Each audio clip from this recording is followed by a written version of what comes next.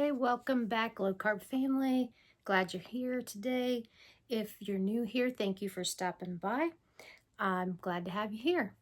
Today is just a weekly update. I try to update weekly. Don't always make it, but do the best we can. For those of you who are new, I am simply a 56-year-old woman on a journey to better health and weight loss. And I'm down 54 pounds. So it's been a long journey for me. This has been a 3-year journey, but lots of life stresses thrown in there, which make it a little bit more difficult. But that's just my little backstory. I'll throw in a before picture for you if you're new here to see it.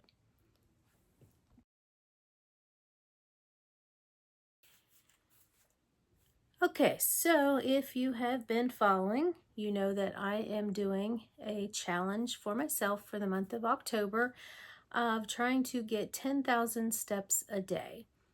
And it's been going pretty good. You've seen some of my updates, you know that. This week, I got 10,000 every day, except I got 2 days where I had 11,000 steps. And then yesterday, Saturday, I only got, let me see, I wrote it down, 9,143, which I was cool with that. And then, so it seems like weekends, depends on what I'm doing for the weekend. This weekend's been a slower weekend, and I did not get as many steps in. Today, once I show you the graph, you'll see I haven't got very many steps in today. I might still rectify that and put on a Get Fit with Rick video and get some steps in, but we'll see how the day goes. I'll also have some groceries coming later, so that might keep me a little bit busy. Yeah, I did take a 45-minute walk yesterday on Saturday, and it was great. I was tired by the end of that because it got hot out. I had waited, it was almost noon when I went out. And you know, we've had such nice, beautiful days here lately. And yesterday was beautiful, but it was hot. And I did not take my water with me. And so I'm like, if I go out walking in the heat again, I'm taking my water. But I made it, and it was a good walk. So I got that in yesterday. So that helped me get to that 9,143 steps. So I will show you a screenshot here in just a second of my weekly average steps.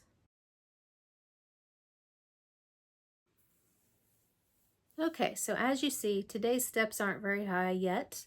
So it could end up a little bit different on the graph by the end of the day, but you know, you'll get a general feeling of that's my average and the way it's been. So that's pretty good. I'm happy with that. My weight stayed exactly the same. I stayed at 219 pounds. I'm glad I didn't gain anything, and I know with adding all the extra walking in, and I guess I should have mentioned this before, my average steps before I started doing this were only in the 5,000, maybe 6,000 occasionally range. So I have like doubled the steps that I've been doing. So that is working my muscles more. I know just from all of you that the weight loss might stall when you start working your muscles. And so I think that's really what's happening. Definitely feel that's what's happening because my clothes are fitting better each week. I notice a difference. So it's working, and I got to keep doing it. I want to keep doing it. It does make me feel really good when I get those steps in and get that exercise in. I am going to show you a picture here in a minute. Don't laugh, don't judge, but yes, I'm in my PJs. These PJs. Thank you, Heather. And my favorite price for clothes is hand-me-down free. So I have some great friends that do that for me and family. Thank you. And so I took a picture this morning because she had recently given me some other clothes, and I thought these were cute pajamas. I'm not going to show you the pants, but you'll see them in the picture. They got coffee cups, and so it's a whole coffee themed, and I thought it was really cute. And today, after I got up, I took my shower and we decided not to go to church because Jim wasn't feeling good and I didn't sleep good, and it just was going to be rainy, yucky, would have been a hassle dealing with a walker, and so we stayed in. So I put pajamas on after my shower and I thought, I'm going to try those. I said, they probably won't fit me yet, but I just want to try them on. Well, they fit. Yes, they could be a little bit looser, but they fit. They don't feel uncomfortably tight. They may look better if they were a little bit looser.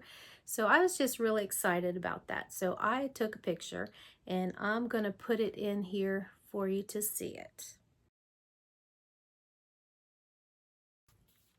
Okay, so now I mentioned this, I think, in a video that I started reading a new book, and it is called Life Unbinged, and it is a book to help with food addiction. And so I've been reading the book. I am probably more than halfway done. I've got some of their material and some information for their program. They have a program you can take. There's like a 60-day thing that you can do, and it's you know, a couple $100. I'm not doing that. I don't have that money. I bought the book on Amazon for $6.99 on my Kindle, and been reading that, and then they give you some free material with that. And then I had purchased for $12 the 2-week eating plan that has eating plan for 2 weeks, grocery list, some recipes, and so I'm going to be trying that and experimenting. I am just easing into it.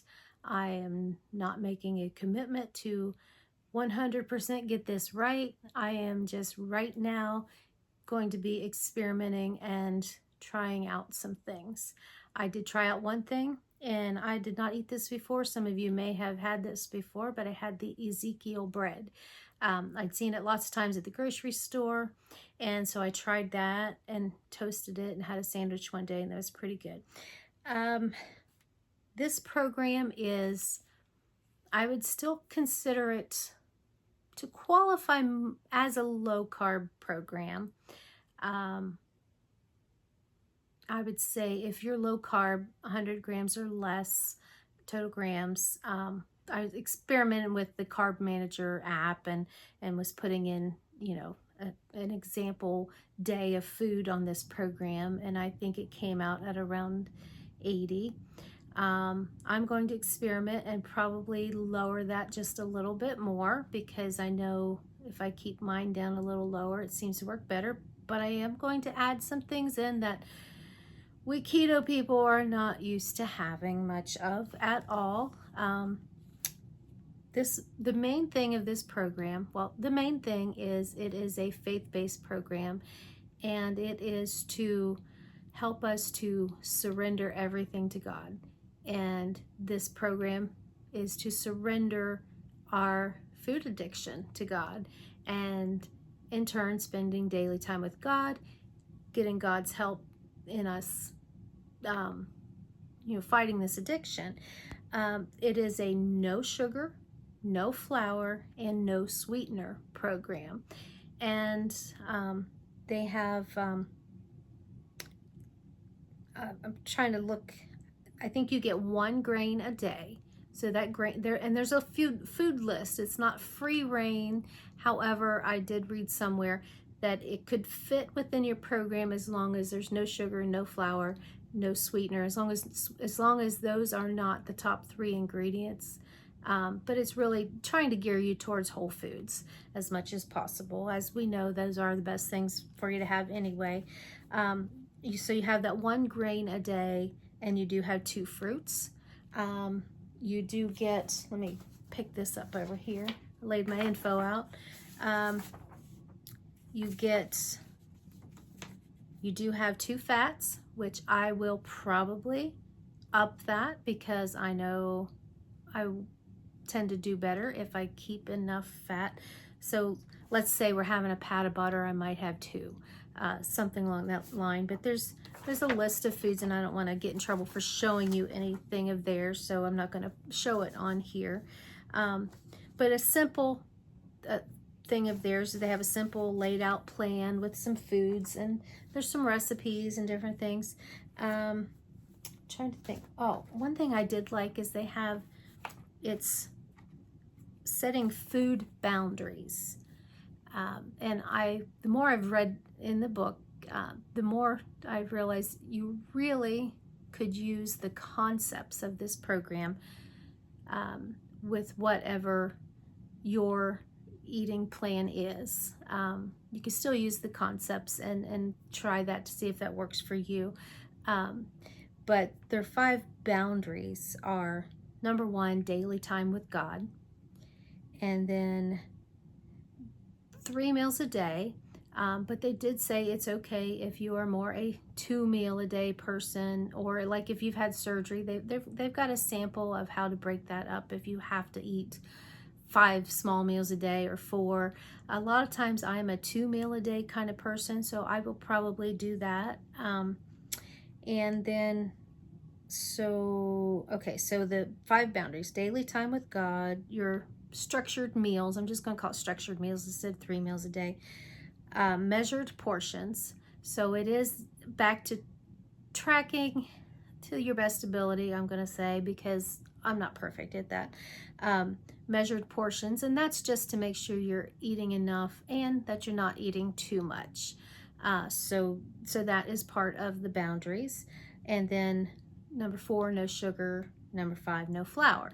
And so it is, aiming to stay within those boundaries on a daily basis. And what's going to be different for me is I am going to try some fruit. And I know we've seen all this YouTube stuff with people trying fruit. And I've been communicating with some of the ladies on the group, and a lady that answered emails from Life Unbinged, and so I'm gonna try this. One thing that is, I think, that makes theirs different, it's not just fruit, okay? So your breakfast is a protein, a grain, and a fruit. Your grain you'll have first thing in the morning. So for me, it'll probably be lunchtime if I do the 2 meal a day, because I would combine my lunch and breakfast together. But the concept is your fruit, you're having them early in the day. There is no fruit and no grain in your evening meal. So your body has time to eliminate the sweet, the starchy, and get you into that fasting overnight mode, is how that was explained to me. And that makes sense. So I know this may or may not work for me, but I am wanting to give it a try. And honestly, if I try this for a month or 2 and I don't feel like it's working for me to have the grain and the fruit, and by the way, I may end up cutting the fruit to half the amount. Where it says a fruit, I might have half a fruit. And there's certain fruits, but you can even have a banana, but you're having it early in the day. I am not a diabetic. I was pre-diabetic, and I would bet I may not be so much anymore, but I gotta go get blood work done at some point. It's been over a year, but I was just like point something into the pre-diabetic range the last time I had blood work done. So I think for me, I'm okay with trying this. And one thing I know I'm not gonna do is, they have a high volume of vegetable amount that you eat. Like for dinner, it's 14 ounces of vegetables, or an 8-ounce salad and 6 ounces of cooked vegetables. I tried making myself a salad that big. I just can't eat that much. So I figure if I'm eating the protein, and I may add extra protein, because their protein, let me find that paper.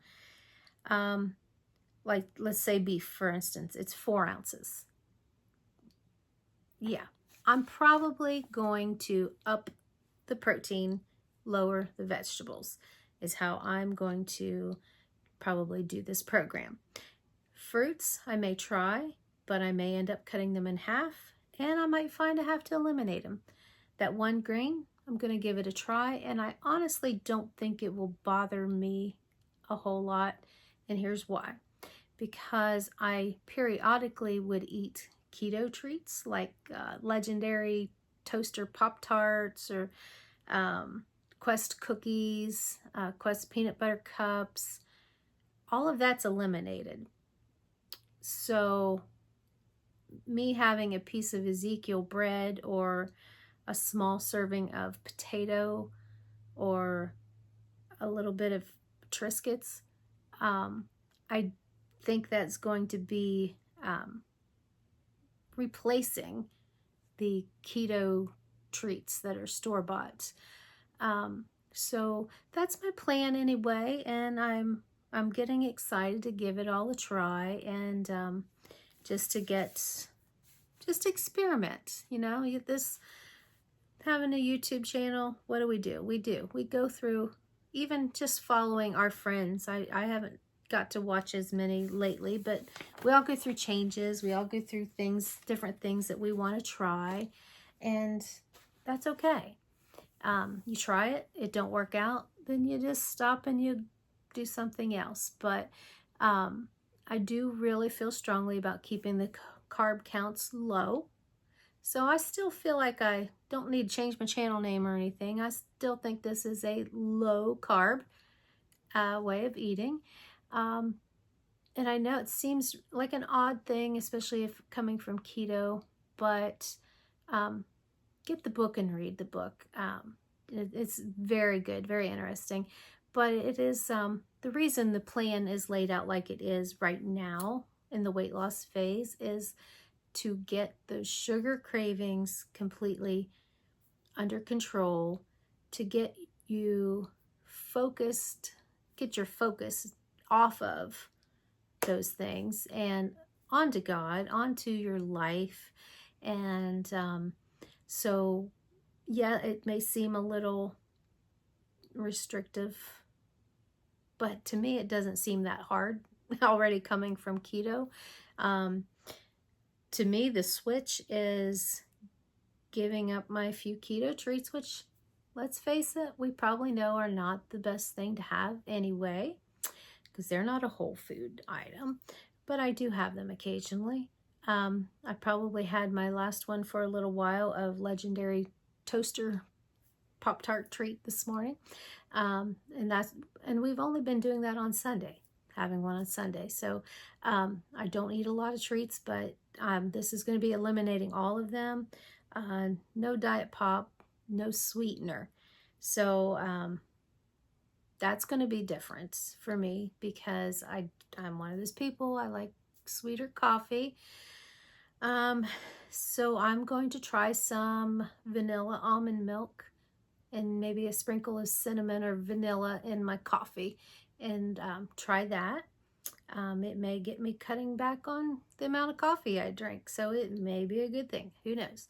Pop, I don't miss it except for occasionally because I already love seltzered waters, and you can have the naturally flavored seltzer waters on this program, so I think I'll be just fine with that. So the biggest thing is just it's going to be an experiment to see how things go, and I will touch back and let you know how after I got a few days under my belt. Like I said, I'm easing into this, so I'm not like saying, okay, tomorrow, that's it. It's full-blown doing that program.